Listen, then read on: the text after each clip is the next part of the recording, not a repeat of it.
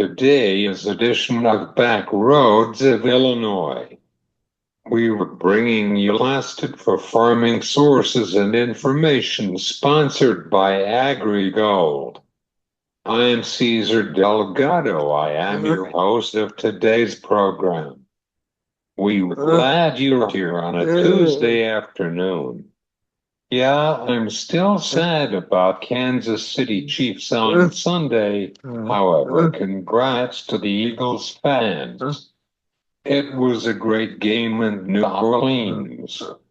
Otherwise, we were talking about cover crop for this planting prep with Doug Hanson from Proceeds in Central Illinois. Then we were going to have a conversation about the grains and livestock markets with Jeff French from Ag American in Iowa. I'm joining with Bruce Blyth from Farm Futures. Let's take a look for the Brazilian crop.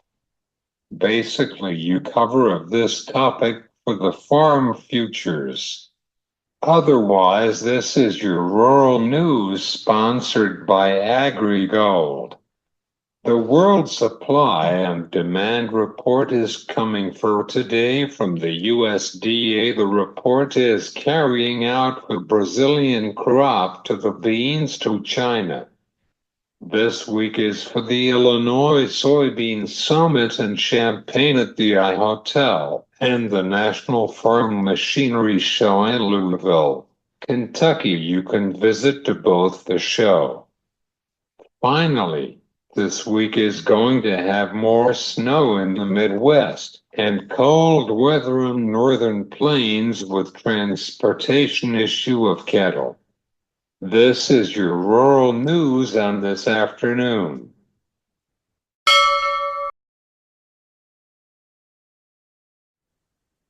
Rescue and Giving Hearts Day are a match made in heaven. This year, on Farm Rescue's 20th anniversary, some of our greatest supporters have blessed us by offering up to $500,000 to match donations made to Farm Rescue for Giving Hearts Day. Giving is open now through February 13th, and we invite you to make these blessings count with a gift to Farm Rescue today at givingheartsday.org.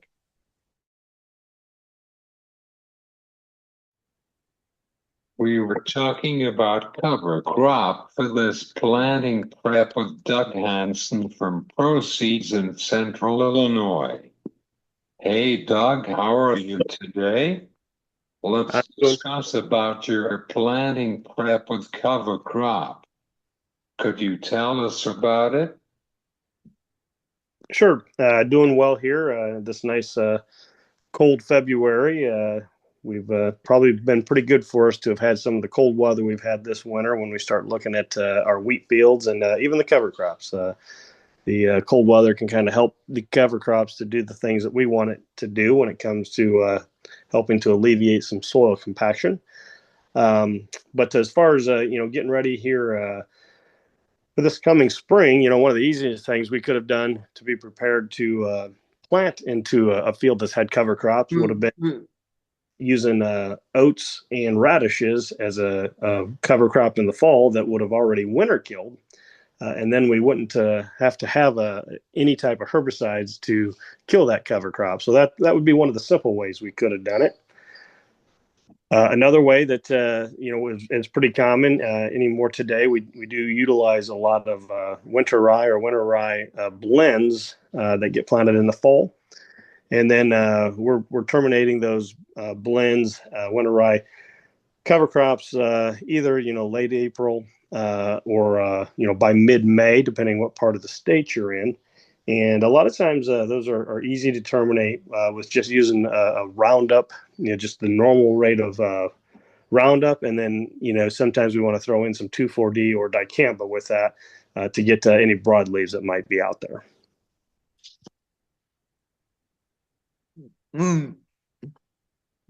How is the wheat dormancy on the drier winter for this winter? Well, that is a real good question. As a company, we do, besides corn and soybeans, forages and cover crops, we do work with a fair amount of wheat acres. Today we do feel that the Midwest is okay when it comes to those wheat acres, but it is still, it's just February. It is hard to know. So that would be one of the pluses of the snow they're calling for tomorrow. If we do get that across a lot of the Midwest, hopefully that'll help to protect with some of the cold temperatures we're going to see both this week and next. But as of right now, we think the wheat in the Midwest is holding up pretty good.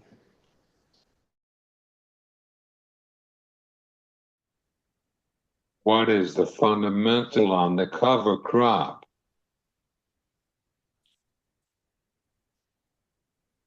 Well, I think fundamentally speaking, we can, look at each field is going to have different goals on what we're going to be looking for with the cover crop. And as we move west, and we get more into that Nebraska and even, Iowa and so on, Missouri, a lot of times, they're looking for that cover crop to help, preserve some moisture.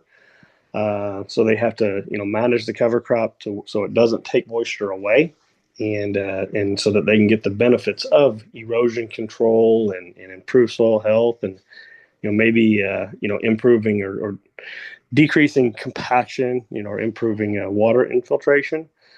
When we come to kind of like Illinois and even Indiana, northern half of Indiana and parts of Iowa that are flat, sometimes we like to use these cover crops to pull moisture out of the soil so that we can get in with our reduced tillage systems, whether it's strip till or no till, get in there and be able to do our spring planting and do our termination of the cover crop can be done a little easier and faster if the cover crop has removed some moisture out of those wet, tight soils.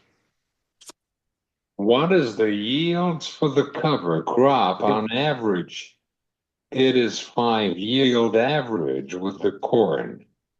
Yeah, yeah. There's a lot of data out there, and it's super important that you do follow some of the data and try to seek out as much information as you can.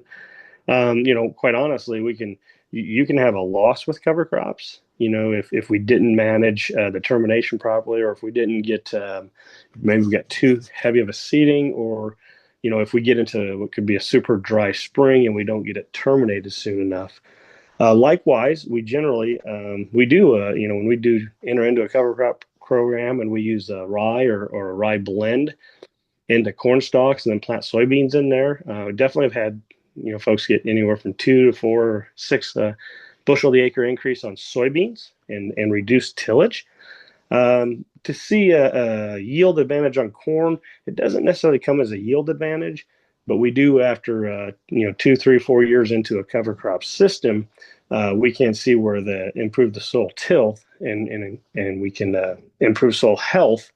And overall, we have to believe that's got to be good for the corn plants. But there's not a lot of data out there shows that many cover crop systems that increase corn yield, but allows us to sometimes decrease some of the inputs that make that acre more profitable. How is the beans yields with the wheat in southern Illinois, for example?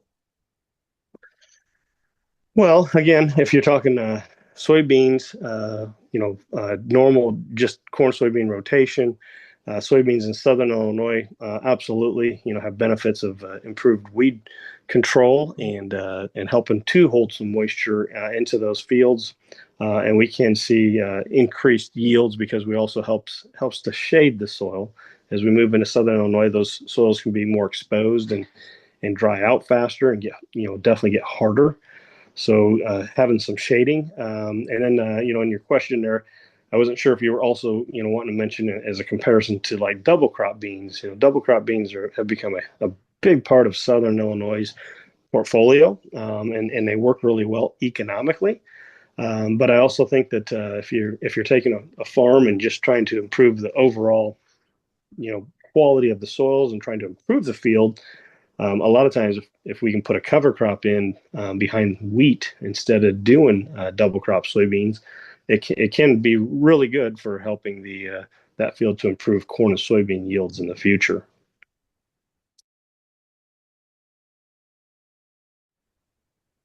Do you have any final thoughts on this planting season?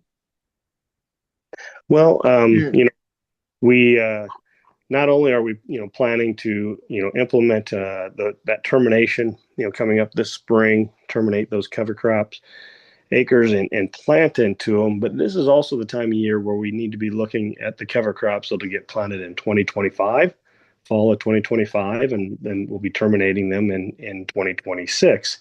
So right now, a lot of farmers are finalizing their herbicide programs and making final decisions on seed selection. If you're getting started, with cover crops for the first time, that's definitely something we want to be thinking about right now, versus picking a field that you want to do cover crops on, and then if we kind of utilize some practices that make it challenging because of some residuals or because of timing, this is the time of year that you need to be talking with those people that are going to be helping you with cover crops and make sure we make our planting so that we can be successful a year from now. Thanks, Doug.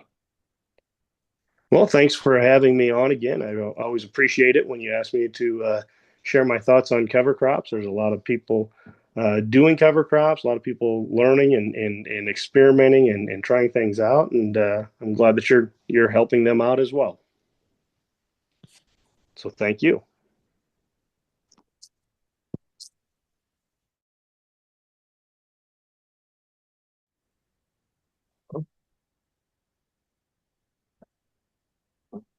Of course, it's important to know. And it's still very new in the Midwest as far as the systems we've been working on for the last 12, 13 years is still fairly new with how we're doing things today. This is Doug Hanson from Proceeds in Central Illinois.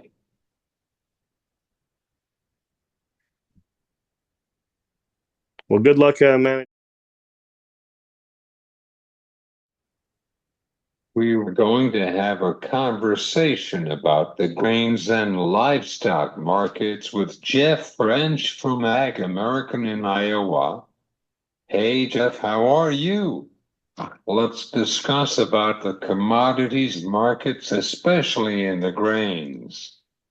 How is the beans futures for this morning session? Hi, Caesar. How's everything going? They were a little bit lower. We had the February WASDE report, which historically is not a big mover, and certainly this report did the same as history here. The USDA punted on this report, and they did not change corn or soybean carryouts compared to the January report. So in the corn, it's 1.54 billion bushels of corn in the pipeline. Beans, 380 million bushels in the pipeline. Both plentiful numbers, not overly bearish. I mean, the beans, you could make an argument that they're maybe a little bit more bearish than the corn, but the corn has come down here. I mean, corn compared to even 4 months ago, we were looking at a 2.1 to maybe a 2.2 billion bushel carryout. So that's come down drastically on a little bit smaller crop. But, the beans, they're down 6 here, corn down 7. They both finished well off their highs. You have a large fund position in these right now, Caesar. You got the funds long, probably 330 to 350,000 contracts of corn. I mean, the last time they were this long, 2.5 years ago, corn had a 7 in front of it, not a 4. So it's been years since they've had this long of a position. And today, the old saying goes that bull markets need to eat every day. And the USDA just definitely did not give us anything too bullish here on this report. And we faded well off, closing down 7.5 in March at 484. That's 13 cents off the highs. May did hit a new high for the move before the report. May corn got up to 510 a bushel. But then, yeah, pretty big candlestick on the charts, closing that far off the highs. Personally, I think if March corn gets below 480, I think that's going to be a major gut check for the bulls in these recent longs up here. But this corn market, it's been very resilient. It just rarely closes 2 consecutive days lower. So tomorrow could be a big test for the bulls. The beans, it's about this WASDE report, but also Caesar, it's about the weather down in Argentina. Brazil is in the middle of, well, they're about to get into the middle of the harvest, but Argentina is finishing up their growing season, and the rains are going to be very welcome. They're supposed to get rains, and then the 11 to 15 day forecast here right now is much wetter. I mean, that's obviously we got to see the rain fall, but as of right now, the forecast is a little negative. But I mean, if you look at the USDA numbers from what we have, if you put all of South American production as of right now, they're going to produce about 8.4 billion bushels of soybeans. So they're going to quickly double our production up here in North America or in the United States. The question is, where do all these beans go when you have China lowering their exports? So that's going to be something that weighs on this market, and that we're going to have to find out here in the next about 6 to 9 months. And then if you put a good crop on top of our up here in the States, these beans quickly could have multiple dollars to the downside risk. But we'll just see. But yeah, kind of a lower close here. Not terrible, but not good. What are watching for this cattle markets with 2-7-8 range? Yeah, the cattle market, boy, I mean, all-time high prices. You've seen the futures now recently correct here. Again, headline risk is driving that market lower. Today we were down anywhere from $3 to $5 in the fats and the feeders. We did come back off the close, off the lows, $1.50 to $2 to close it, but still a fresh 6 week low close. And it's all about, there's a new strain of bird flu that was found in a Nevada dairy that was passed on to a human. Now, the human did not get very sick, recovered with some over-the-counter medications, and did not spread. That's the key. It is not spreading among other humans, which is good to see, because the cold and flu season is in full effect up here. It's just awful. I mean, almost every other person you talk to is either sick or has been just recently sick. So yeah, it's headline risk. The cattle with the fund positions, again, record long, 28,000 contracts of feeders and 150,000 contracts of fat cattle. If they decide to take their money and go play in another different sandbox, these futures have tremendous downside at these prices. Absolutely. What is the fundamental on the cattle markets for right now, Jeff? Oh, the numbers, the fundamentals are very strong. The numbers are tight, and they're going to continue to be tight here this year, all of this year. But the weights are higher. Carcass weights are running at record levels, 30 to 40 pounds over typical weights right now. I think right now slaughter steer weight's about 948 when it should be about 912. So it is carrying a little bit more meat. But that's also by design with these high prices and tight numbers. They're trying to maximize the product on every animal out there. So fundamentals remain strong, but it's, again, a lot of times futures, it doesn't just run on reality, but it also runs on perception. And if the perception is, wow, we've hit a peak here, we could be going into maybe some, tougher economic times here. These prices won't wait around and stay up here long. And we've all seen it. I mean, when the livestock futures correct, they always correct at 3 to 4 times quicker than the rally took place. So again, get some downside protection with some put options down below, some LRP through your insurance agent. Again, get some risk, offset it so it's not out there just sitting there in the pen. I saw 324-310 from the weekly basis report from the Department of Agriculture. Yeah, the cash prices that are being reported are all-time highs. The barns, when you look at sale receipts, they haven't responded to the weakness in the futures market. So you do have February that's in delivery right now on the fat cattle. So we got February down here at 199. Again, that's a 4-week low. So we'll have to see. Most of the cash last week that I saw, at least on Friday, was 203. So you got cash still over futures, but they can make up that $4 basis pretty quickly.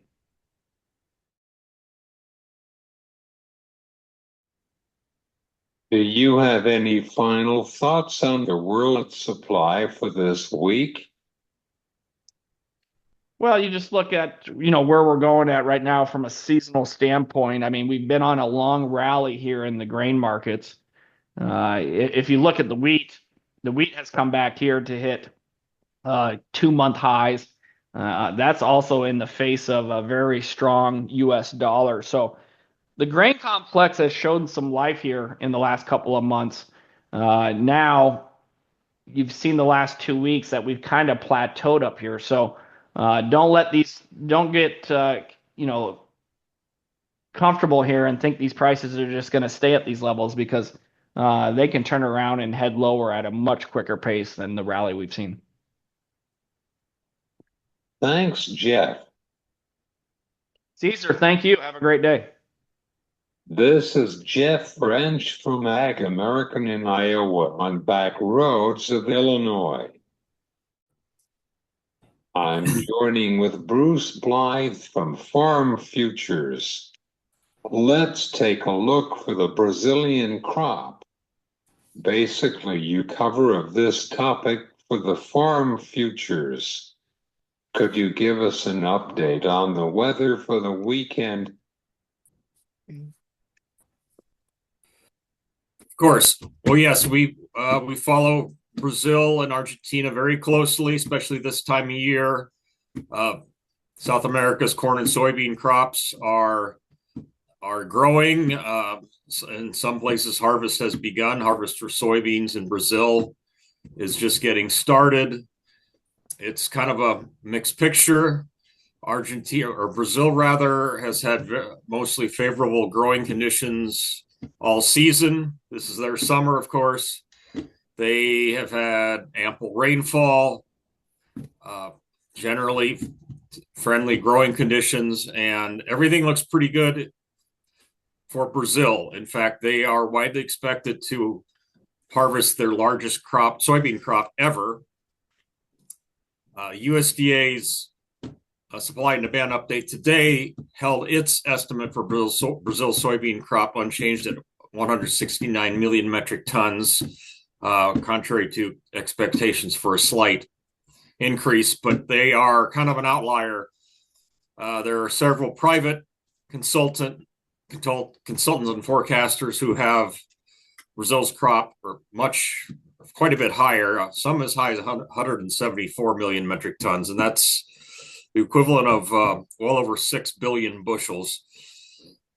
So those supplies are gradually and inevitably filling the global pipeline. And of course, that's competing with U.S. soybeans, and you've already been seeing U.S. soybean export demand kind of taper off here as the global buyers start turning their attention to South American supplies. Argentina, on the other hand, has not had it so good in terms of weather and crop conditions. Parts of their top growing areas have been in drought for much of the season, the last several weeks anyway, and their crop outlook is starting to come down a little bit. Today, the USDA lowered its estimates for Argentina's corn and soybean crops by a little bit. Argentina is now seen producing a 49 million metric ton soybean crop. That's down 3 million metric tons from a previous estimate. That's a pretty good, pretty sizable reduction for 1 month. And Argentina's corn crop was dropped 1 million metric tons to 50 million metric tons. So as you know, Brazil crops, the outlook is getting stronger. Argentina's is getting dialed back a little bit. The net effect is not going to be too dire in terms of supplies. I think with the U.S. producing a pretty good sized crop, soybean that is, although not as big as once thought last fall, we are still going to have a very abundant global soybean supply situation. USDA did lower its estimate for global ending soybean stocks later this year today, but they're still expected to be up 10% from last year, and they're still expected to be a record high. So we will not be running out of soybeans anytime soon. And I think you're starting to see that realization in the markets. The soybean futures markets had a decent rally starting around late December, early January, and it continued to rally into February, but it seems to be losing momentum a little bit. I think, there might be some chatter that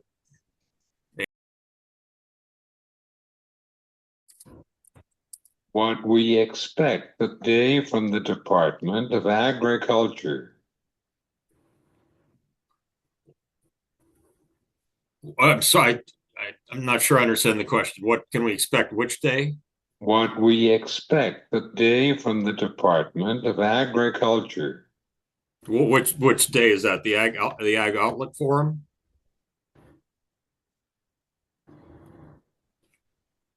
Yeah. Well, USDA will release a report or a number of reports that will be issued that will include like baseline projections for acreage, for production, for supplies, for this year and possibly coming years.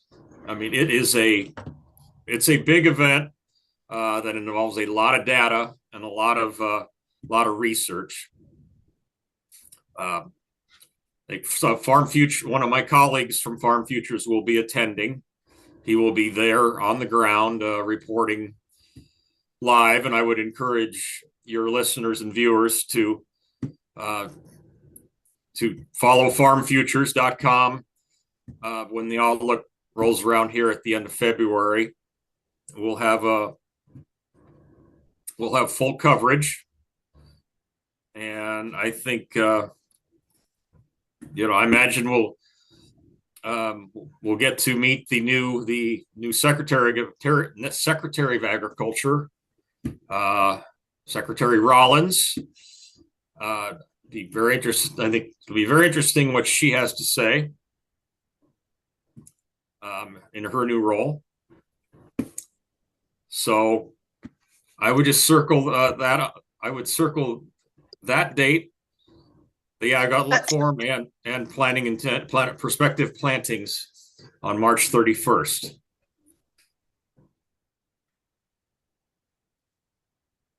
And then soon after, we'll see planters rolling again, and I can't wait. Do you have your final thoughts on this month report? Today's report, as far as the U.S. numbers, the U.S. balance sheet, no major surprises. I think it's nothing the markets already hadn't really priced in or absorbed. Again, we've had an inkling that Argentina's crop was in trouble, had some drought issues, and those concerns were reflected in today's numbers. The USDA, as I said, they reduced their estimates for Argentina's corn and soybean crop. Brazil, however, is going to reap a bin buster, as we say. most likely a record soybean crop, a large corn crop, and last I checked, Brazil was just under 10% into its soybean harvest as of end of last week. So once they get rolling, we're going to have a wave of Brazilian soybeans flowing through the global pipelines, and that's going to be a lot of competition for American soybeans. But I will, Bruce. on a positive note, U.S. soybean exports have been very strong this year, and so have corn and wheat. So the demand side has been, for all three major grains, has been one of the more positive signs, developments this year. So. Thanks, Bruce. Thank you, Caesar. I appreciate you taking the time to have me on your show. I wish. Thanks to Doug Hanson from Proceeds and Jeff French from Ag American in Iowa, Bruce Blyth from Farm Futures. This has been Back Roads of Illinois. I am Cesar Delgado. You have a great day.